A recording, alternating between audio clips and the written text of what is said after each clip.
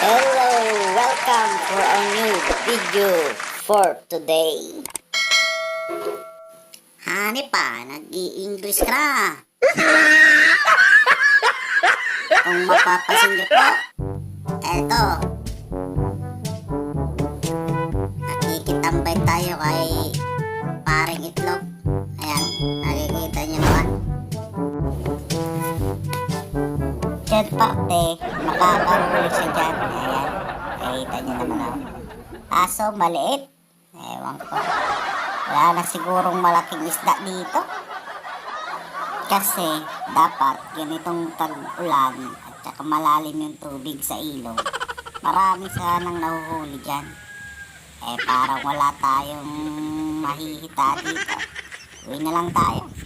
Doon na lang tayo tumambay sa atin. Yan. Paupo ko, katanaw-tanaw. At yan, si Pinsan may daladalang manok. Makikita nyo naman. Ano kayang gagawin ito? Oh, ayan oh. Tignan nga natin kung magandang klase. Oh, yan. Ganda ng manok na to ah. Siguro pwede ito sa papaya. Tignan mo nga paring dyan. Oh. Oh, sumang-ayon din si paring dyan oh. Oh. Dilaw na dilaw pa yung paa. At dahil dilaw yung paa niyan, bagay na bagay sa papaya yan. Ayan, kita nyo naman. Nandito na naman si Hingi TV. Kung makikita nyo, oh, diba? Nag-upgrade na tayo. Hindi na tayo nang hingi. Kumukuha na lang tayo ng walang paalam. Oh, diba? Shoutout sa mayari ng papaya. Nandito si paring John sa bubong. Nangunguha na lang. Oy, paring John, ano yung dati mong trabaho? Siguro, akyat bahay ka. Ang galing mong umakyat eh. Yan, nakakuha siya ng dalawa. Pwede na to. Tara, balatan na natin yan. Oh, diba? Yung isang nakuha namin, maghihilog na pala. Pero bagay na bagay dyan para sa gagawin nating puntahe ngayong araw.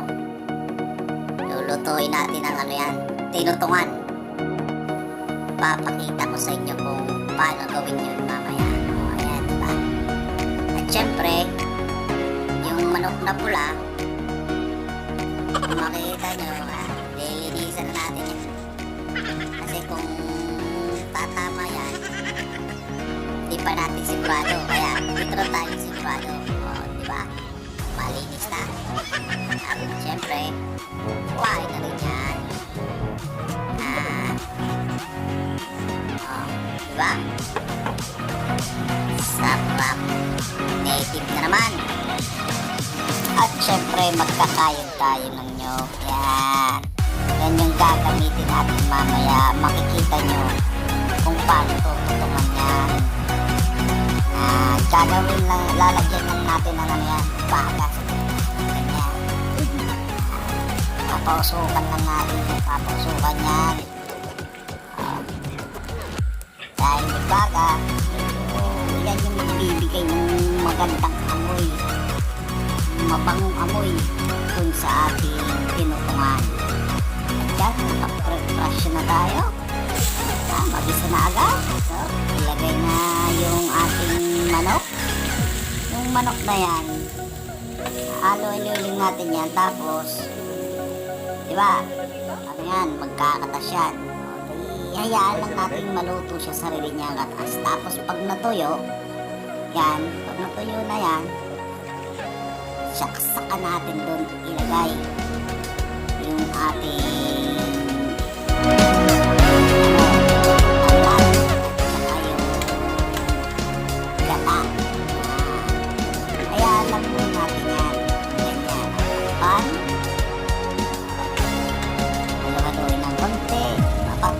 natin yan, takpan ulit hanggat hindi pa natutuyo kasi dyan na yung mismo maluluto ang lumulambot. Yan, o, diba? Diba? Sabaw pa rin. Lagyan natin ng sili. May nakuha pa tayo dun. O ayan, tuyo na yan. Ilagay na natin yung ating gata. Diba? Kita nyo naman. Swabe yan.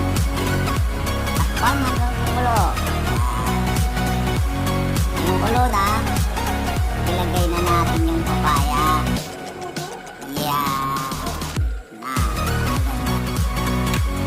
Ilagay ng konti. Yan, ganyan. Tapos takpan ulit. Lulutuin lang natin. Saklit lang yan.